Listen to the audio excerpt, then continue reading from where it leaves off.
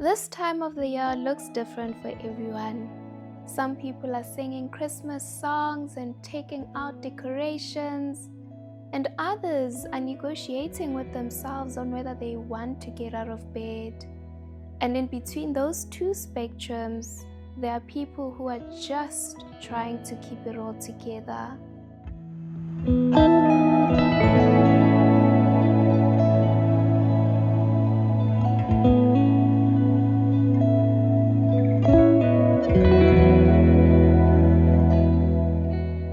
Hey everybody, welcome to the Let's Get Deep podcast, a sacred pause in a busy world. This is where you have your moment to just breathe, to reset, and to remember who you are, which is body, soul, and spirit. My name is Letabo, and I'm really glad to have you here today. If you've been with me since episode 1, then I'm definitely glad that you're still with me. Literally, this is where we are honest with ourselves. This is where we exhale the pressure of this world. This is where you get to just not pretend anymore, not pretend that you're okay. So, before we start, as always, do me a favor, right where you are. Just pause with me. Take a deep breath in through your nose and let it out. Just allow yourself to arrive right here, right now.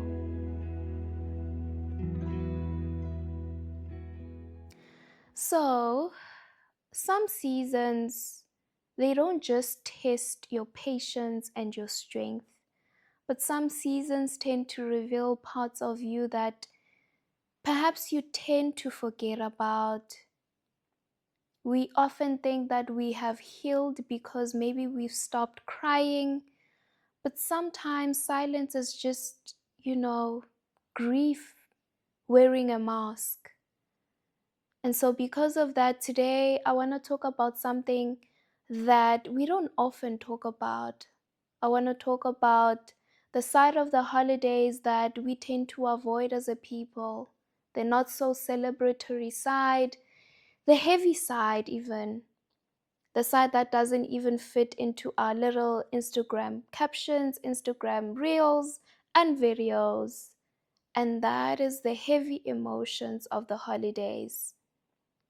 And I know this very well because for me, the holidays trigger grief. And I think I've mentioned this in passing in one of the episodes. But today I want to dive deep into it. But more than that, right? So for me, it's not just, surface level grief. It's not just, I don't know. I don't even know if there's surface level grief, but it's not just, the gentle kind of grief. It's the one that hits you in the gut, literally. So ever since my mom passed away, this season has been different for me, right? And it's hard to know how to navigate it, even though it's been, 4 years now. So every year since then looks different because I've noticed something about myself that I tend to hold on to grief very tightly. I tend to sort of fear what could happen if I just let it go. I fear that if I stop feeling, then I might forget, I might forget how she used to be like, perhaps even the sound of her voice, or the warmth in her presence, or just the comfort of being around her. I might forget those little nitty gritty things. And the thing about grief is that it has a strange way of making you cling onto pain just so that you don't lose the memory that came with it. And I guess I can speak about grief literally for ages, for a long time. I can speak about it on and on and on, and I'll keep going. But really, reason why I bring it up is because I know for those who have gone through some sort of loss, the season itself can trigger grief. And that's why I want to talk about it, among other things as well. But in general, just the heavy emotions of the season. And so maybe you are also caught between, that tug of war of wanting to hold on to something, but at the same time, on the other hand, you really want to let it go. You're stuck between healing and remembering, right? You're stuck between the joy and the sadness, or joy and guilt, or anything like that. Um, but I am aware, as I said, that this season awakens more than just grief. It awakens what people are carrying silently, or what they've been carrying silently this entire year, right? It tends to reveal some sense of loneliness, especially perhaps if you feel like you're surrounded by people, but for some reason you still feel empty on the inside. Depression is at its ultimate high around the holiday season. It's where you're trying to convince perhaps yourself that, hey, you're okay, or convince other people by wearing the brightest smile just to hide the pain that you're going through. Anxiety is often at a high as well around this time. It just spikes, especially with everyone celebrating, and you just get anxious for no reason. Well, there are reasons, but it might look like there isn't a reason as to why you're being anxious or feeling more anxious around this time. And there are different triggers. And another part is suicidal thoughts tend to increase globally during the holiday season. And we don't often talk about this enough.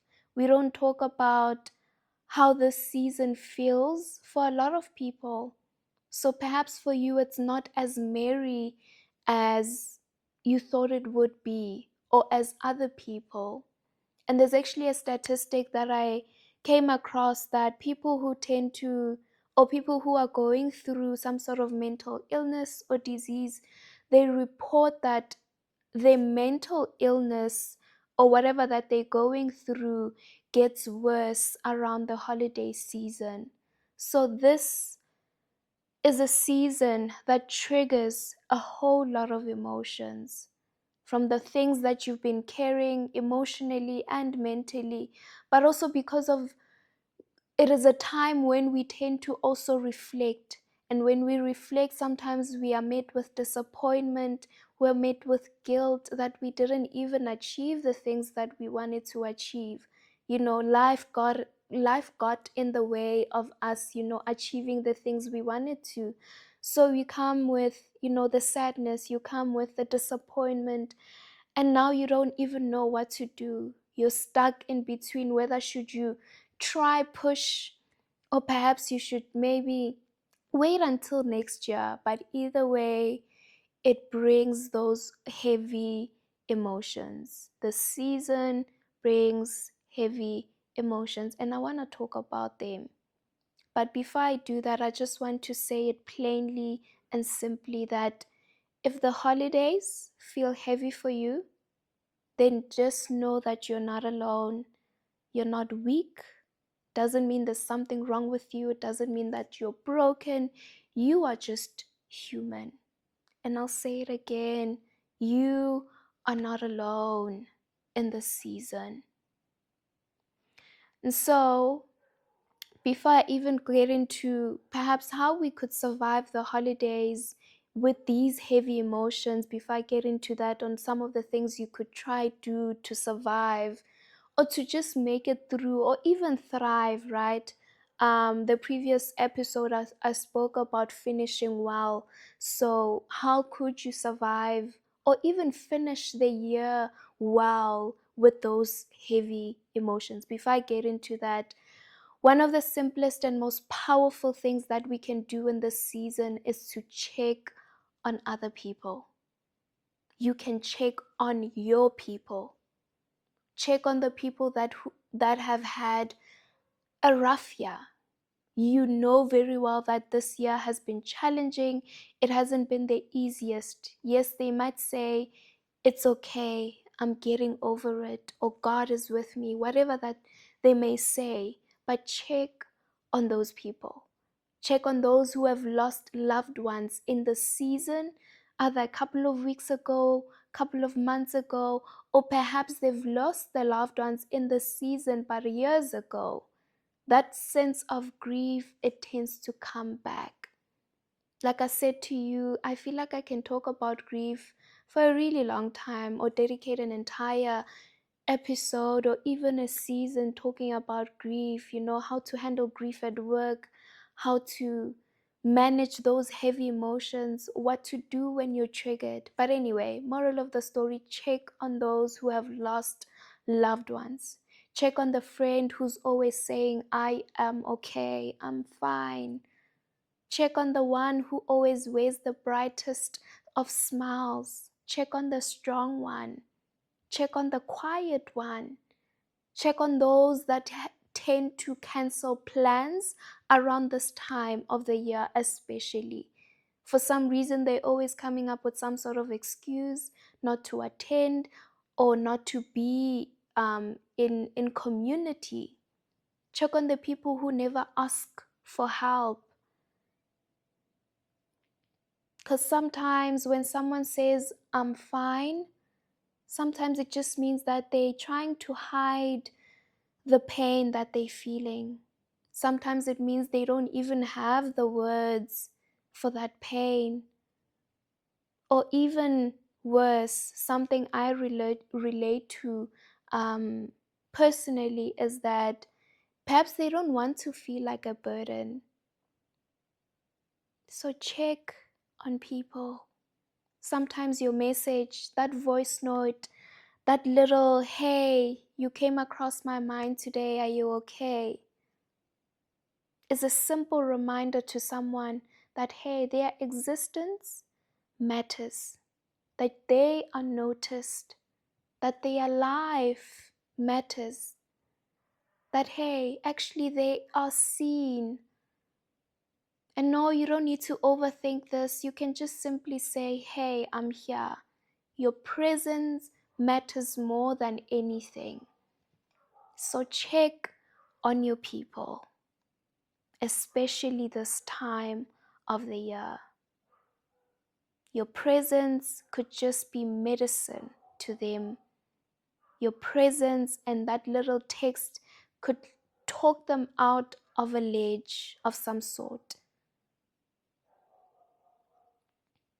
Okay, so in episode 1, I spoke about the different types of rest.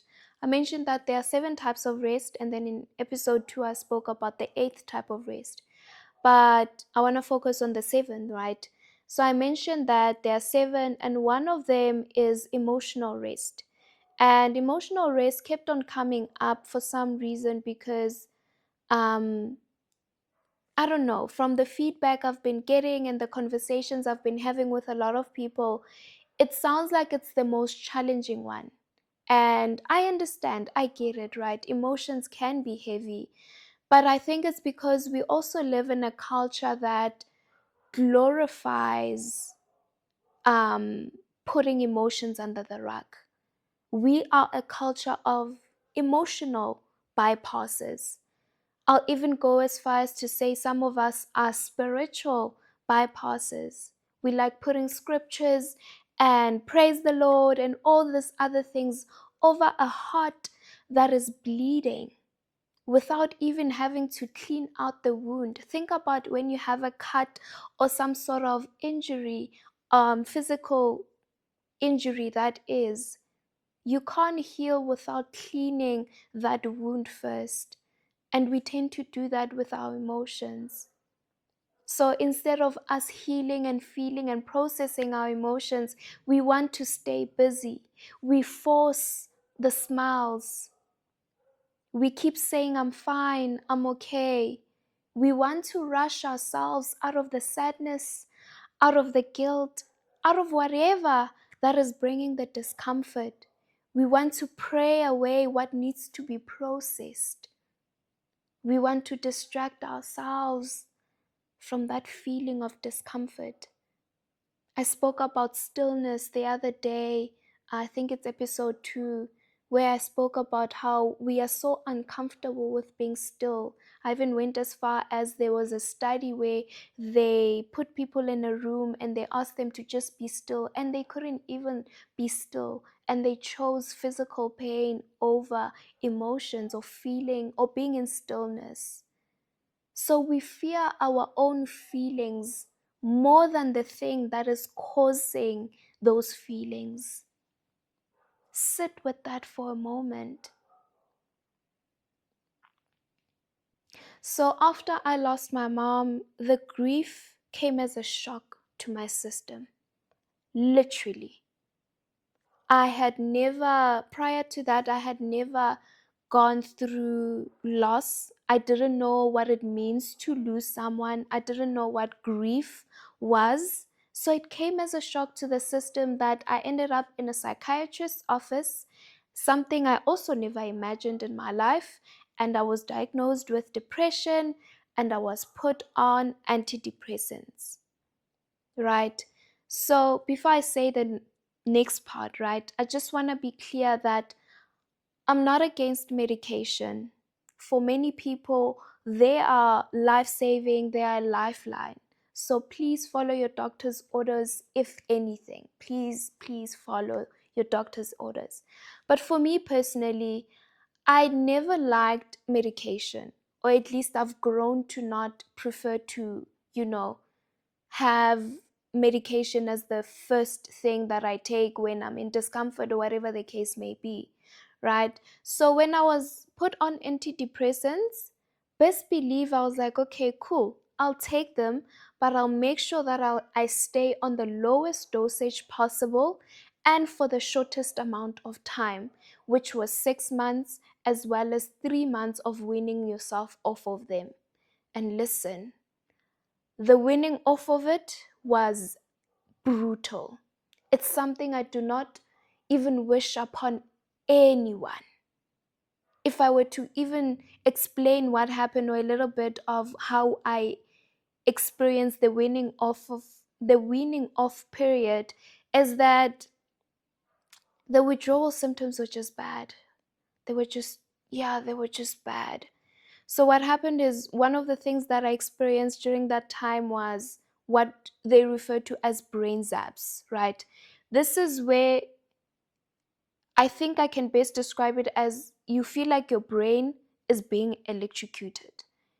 It feels like, you know how you have neurons moving from one side of the brain into the other, just in the middle. I believe they call it the synapses or something like that, but you have neurotransmitters or neurons moving in that gap from one side to the other side.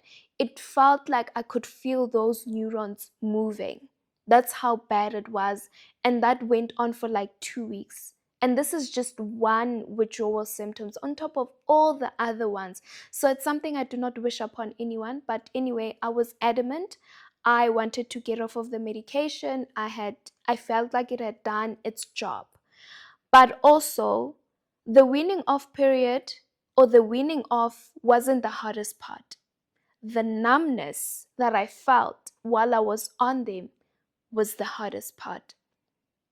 At the very beginning, I was okay. I thought, okay, I'm feeling a bit better, I'm gaining energy, and so forth and so forth. So they were helping. But around month 2, not even month 2, maybe month 3, 4, around there, I was like, no. While I was on the medication, I couldn't feel the full range of emotions, if I were to refer them as that. I wasn't as fully excited. I couldn't feel the sadness as much. It was as if I was on neutral, literally. I couldn't feel anything as much as I wanted to. It's as if I was living in, the gray area. Instead of experiencing the full spectrum of colors, I was just cruising in the gray area. And that changed my life. The medication didn't just numb my pain, it literally also numbed my joy. And that's when I realized that I would rather feel everything than feel nothing at all. That sense of numbness taught me that also there's nothing to fear concerning our feelings. Feelings are not a threat, that we shouldn't fear them, but what we should fear is the cost of not feeling them at all. Our emotions are not the enemy. If anything, they give us language to what's happening on the inside of us. They give us language to our souls. And avoiding them is only just going to make the matters worse. Avoiding them will destroy us, not feeling them. And listen, I understand feeling emotions can be very heavy, it can be very scary at the same time. And I understand that because also we are not taught how to feel and process our emotions. There's a scripture that comes to mind. We often tend to quote it when people are going through a lot, emotionally as well, or especially. And that is in Psalm 34, which says that the Lord is close to the brokenhearted and he saves those who are crushed in spirit. But I want you to remember that even God doesn't avoid emotion. If anything, I've learned especially is that he meets us in those emotions. So grief taught me a language that I never wanted to learn. Literally. Because emotions are they are a language of their own. So grief taught me that, it taught me something about God that I would never had experienced or learned if I hadn't gone through it. So losing my mom didn't just break me, but it also broke the version of me that was busy pretending to be okay. Because if you go back to the other episodes, I spoke about how the season prior to her loss, I was dealing with undiagnosed depression. So I was already exhibiting depression. However, I was pushing through it and sort of pretending that I was okay. So after the loss, as much as yes, it broke me as a person, but it broke that version of me that was pretending that, hey, I'm okay, while I wasn't. So I didn't know it then, but every single heartache, every single tear, every single thing was pulling me back to myself and also back to God at the same time. So I'll say it again, emotions are not something that we need to fear. They're really not. I understand that they can be scary, but what we should fear the most is not feeling them at all. Because we tend to, like I said, we are such emotional bypasses. We don't know how to feel. And I understand it's because they're not tangible, right? With physical pain, it's a broken bone. You can see it's broken. Now you need to give yourself some time to heal. But with a broken heart, it feels different. It feels very different. And I understand that this season can trigger you in that way. The season can push you to the very edge, especially if you're someone who's dealing with some sort of mental health, depending on your situation as well, perhaps at home or whatever the case may be, you might find yourself in a worse off situation. So many of us are afraid of our emotions because, like I said, we were never taught how to process them. It's not something that's been taught at school or anything like that. Our parents themselves don't even know how to process emotions, and yet they are the ones who are supposed to teach us how to regulate our nervous system, how to regulate our emotions, because they are the ones raising us up, whether it's a parent or a guardian, whatever the case may be. And the thing is, our nervous system, it doesn't lie. often it speaks first before we can put words into what we're experiencing. Sometimes our bodies will keep preaching, will keep talking, will keep saying words before we can articulate it ourselves. Sometimes they speak what the mind refuses to hear, literally. So processing emotions is difficult, and understand that we were never taught how to process emotions. We have to, it's one of the things that we tend to figure out in life. And unfortunately, some people shy away, or most people really shy away from feeling. So processing emotion, I want you to know that it doesn't mean that you cry once and then you're done, especially with something like grief. No, it doesn't mean that you just get it over and done with. No, some things take time. Doesn't mean that you pretend that you're okay while you're not. And listen, you don't need to glorify your emotions. You don't need to glorify how you're feeling. You don't need to sit and soak in how you're feeling. So, as someone who feels emotions deeply, I know how overwhelming this can be to just sit with your emotions, because I tend to sometimes even sit longer than I should. I can hold them in, or hold those emotions like, they are some sort of truth. I can even interpret them as, some sort of identity, like they are defining me, instead of just letting them give me information. But what I've learned from emotional resting is that emotions are not here to dictate what I need to do and so forth. They are just indicators. They're just giving me signals and messages as to what's happening in my little inner world. So, what does processing emotion actually look like? Well, it's letting the feelings rise in that very moment without judgment. And I understand that sometimes emotions may be triggered in situations where you can't feel them in that moment.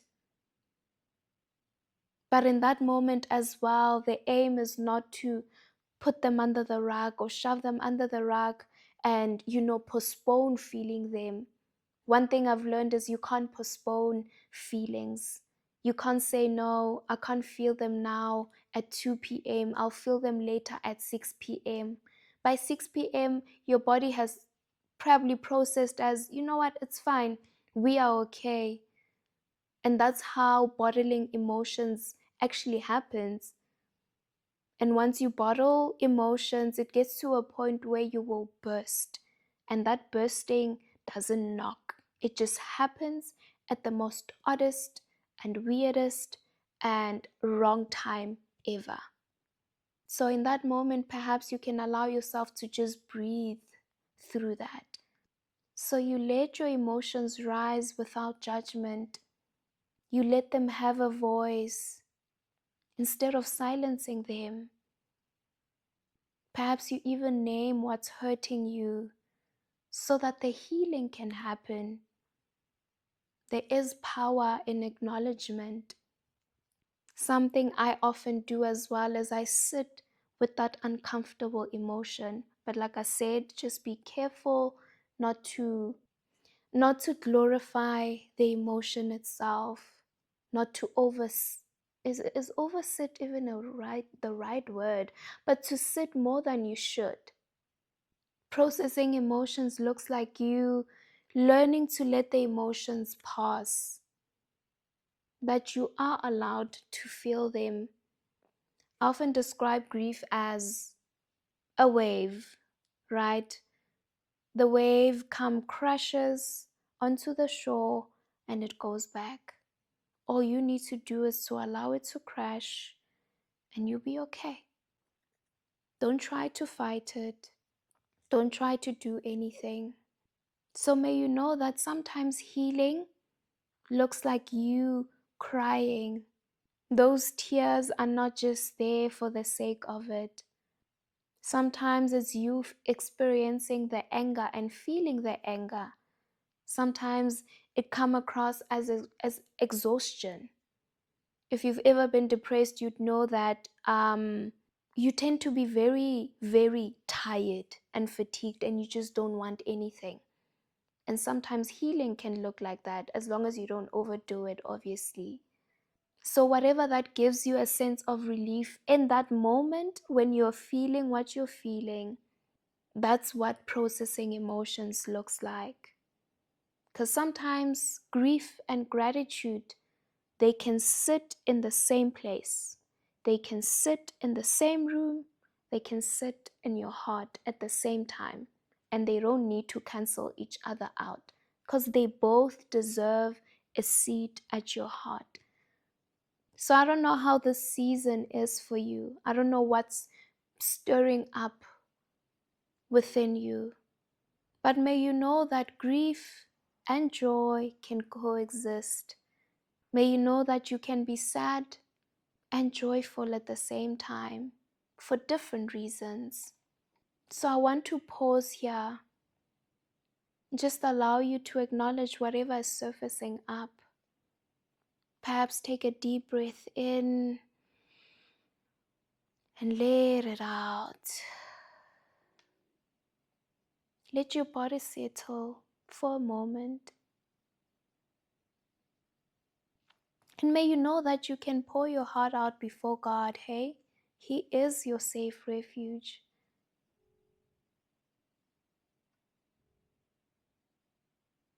Allow yourself to feel. There's nothing wrong. If anything, you should fear not feeling at all.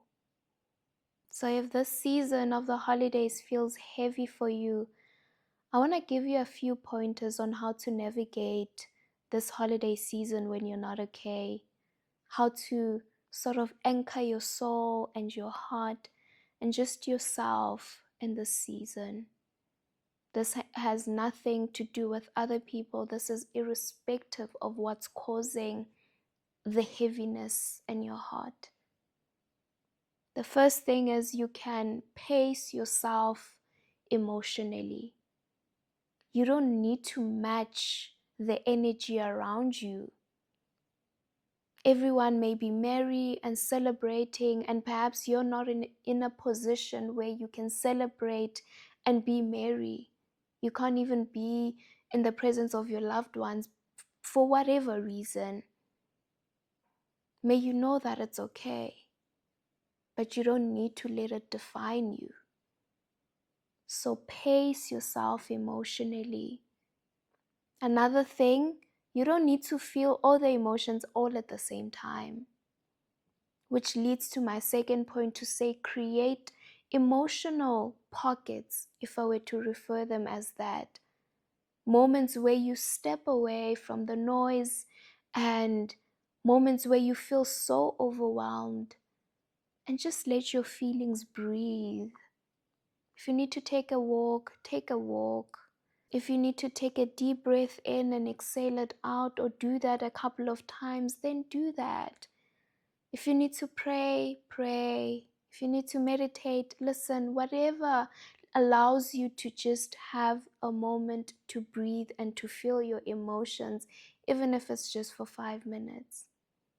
Next point is to name what the season is bringing up. What are you feeling? What's stirring up within you? Is it guilt? Is it sadness?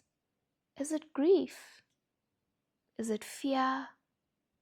Is it loneliness? Is it some sort of pressure?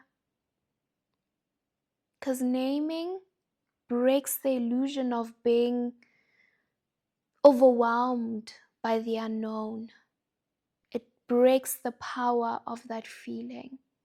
Another thing, if you're able to, let people support you. Because one thing is isolation deepens the pain, but when you're connected, you will diffuse the pain.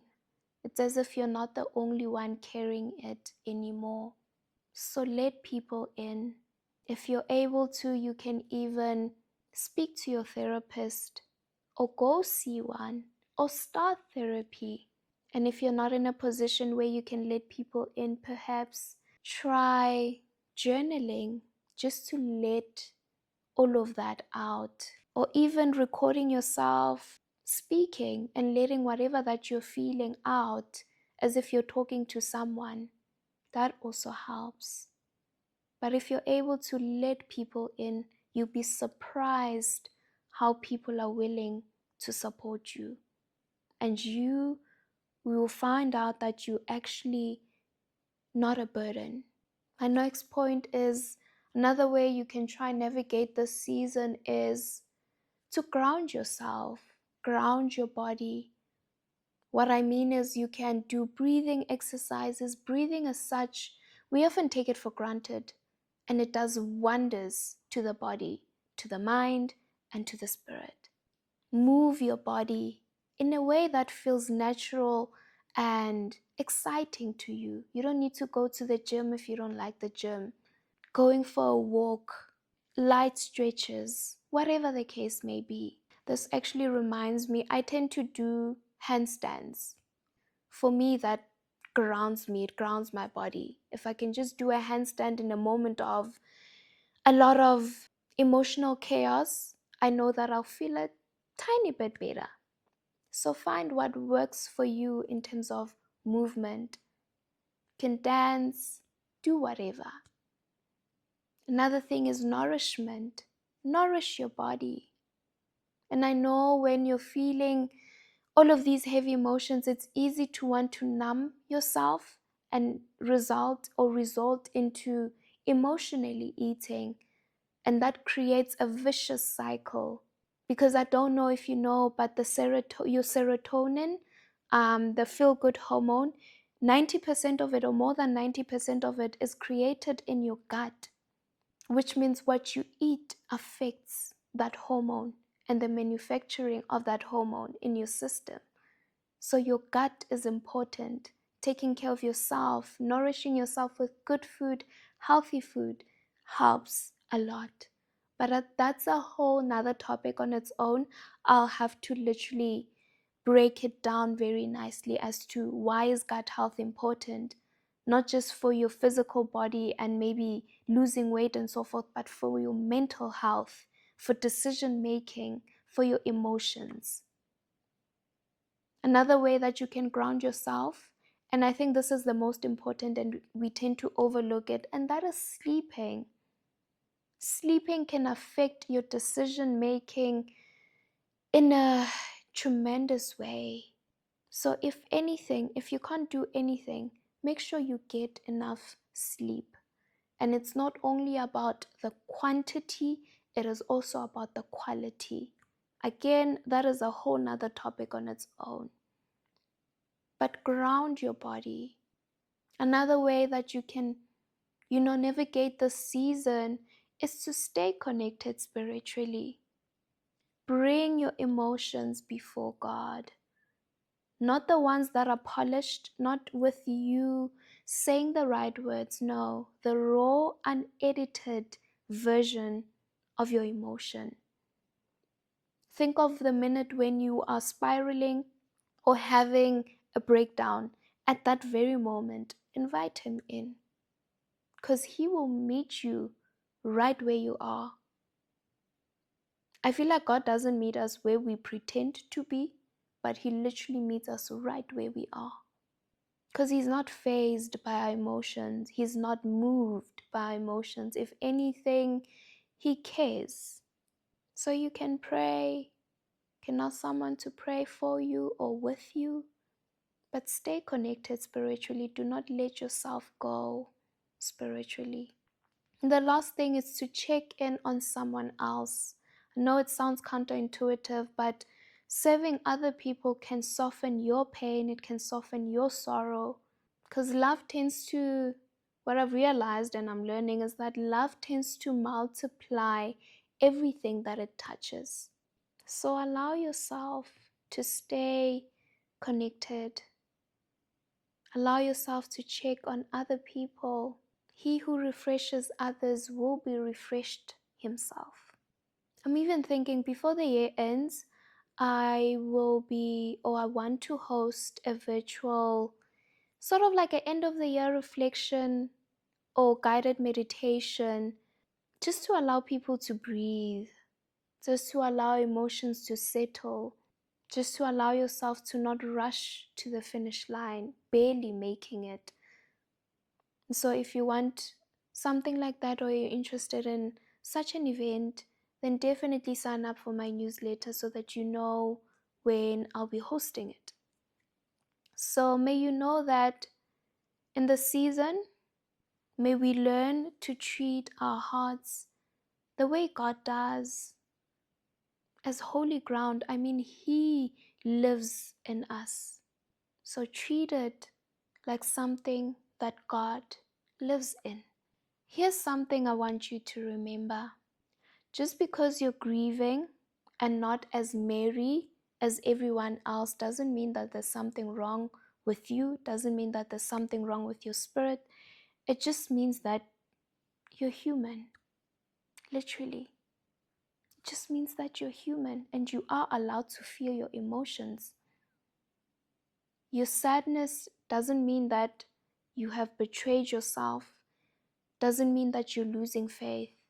Your sense of loneliness doesn't mean that then you have rejected God's presence or you've rejected something else. Your emotions don't disqualify you. So if this season is not merry for you, then it doesn't have to be merry.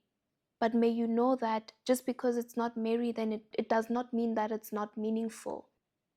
It can be as meaningful as someone else who's having a really great time. And I've said this before, that joy and sorrow and sadness, they can coexist.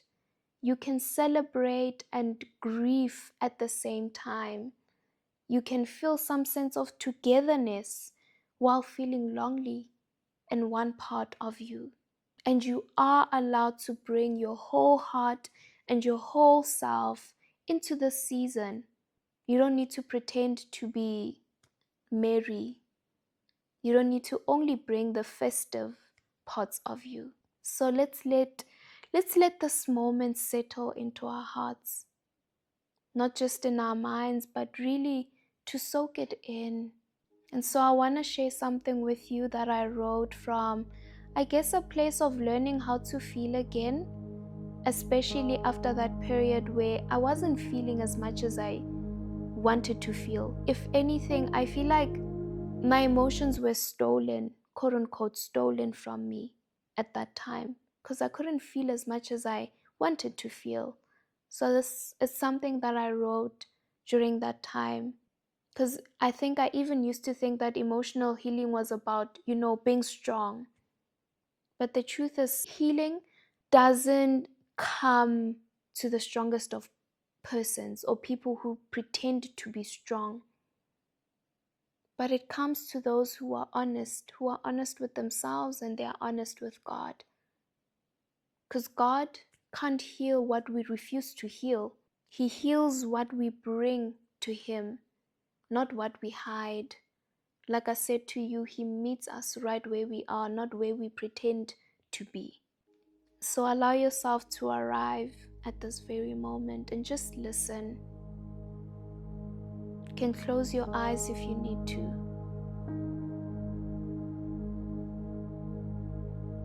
So emotions. We talk about emotions. We label them. We suppress them. But rarely do we feel them fully. We tell ourselves that joy is good and sadness is bad and anger is dangerous. We tell ourselves that fear makes us weak. We try to control them, we silence them, we package them neatly, deceiving ourselves that this neatness and put togetherness will keep us safe. But my friend, emotions are not the enemy. They are just messengers.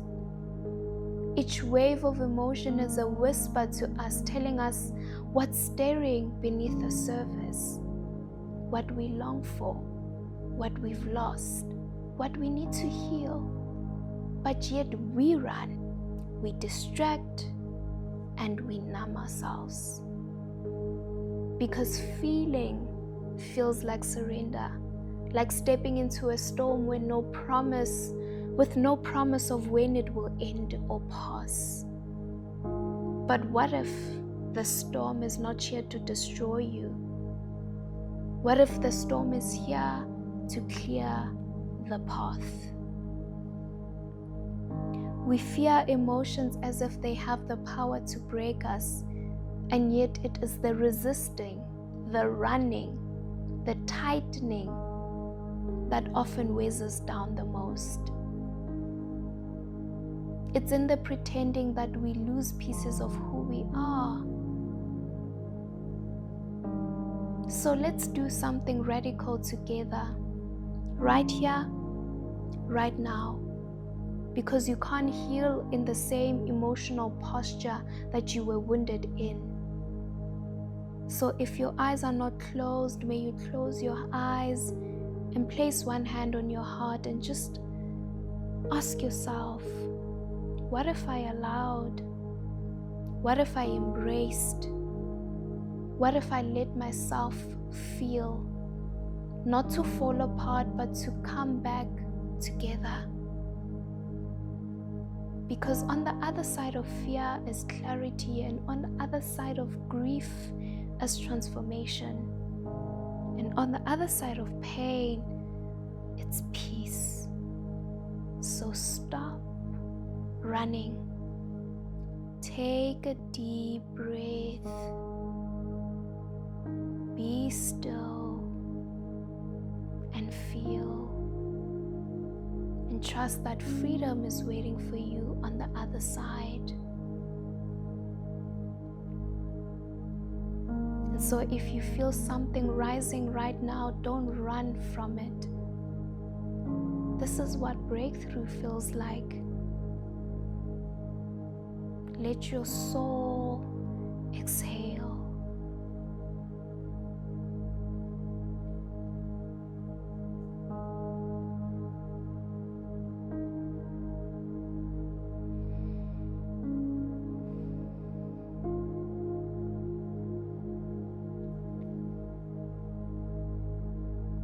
Again, Psalm 34 verse 18 says that the Lord is closer to the brokenhearted. It doesn't say He's closer to the ones who are busy, not the ones who are distracted, but to the brokenhearted. That means your brokenness is where He sits the closest.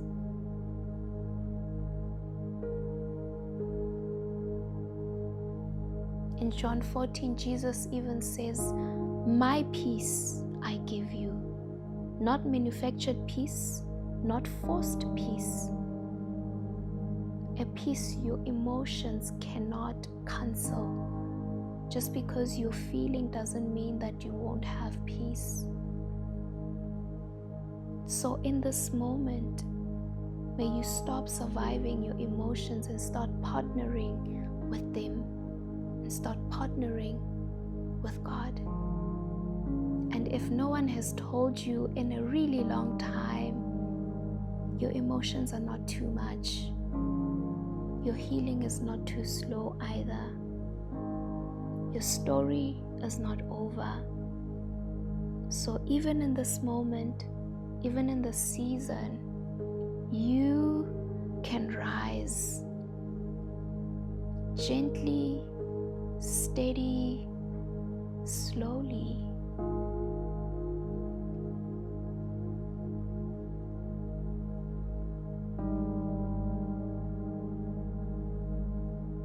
I know this is not easy. I know this was heavy. But I want to say thank you for going deep with me. Truly. I hope this episode made you where you are. I hope it comforted you one way or another. And may you share it with someone who might just be struggling in this season. May you know that you don't have to pretend to be okay in this season, but you don't have to let this season or the emotions that you're feeling define your holidays. You can still find meaning, you can still rest, you can still finish the year gracefully and finish well.